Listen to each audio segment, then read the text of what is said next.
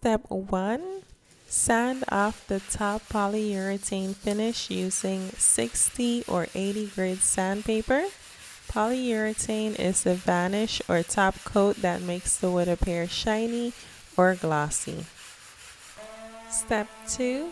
Sand off the wood stain using 120 grit sandpaper. Step 3. Dust off all wood particles. Step 4. Stain the wood. Step 4. Stain the wood.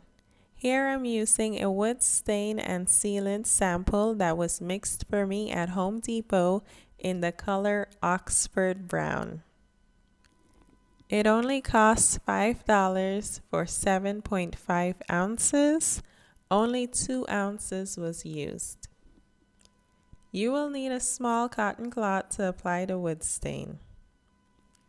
When applying the stain, it is recommended that you use long strokes from one end of the table to another to avoid color patches. In the video, you can see that some parts of the wood are more pigmented than others, and this is because I use short strokes and even circular motions at times. Somehow it all worked out in the end, and I let the table dry overnight and began using it the next day. We absolutely love the way it looks already and decided not to use a Vanish top coat. The cost of this project was $50 for the table on OfferUp, $25 for a brand new electric sander on OfferUp, $5 for the wood stain at Home Depot, making the total cost of this project $80. It took 6 hours to complete this project.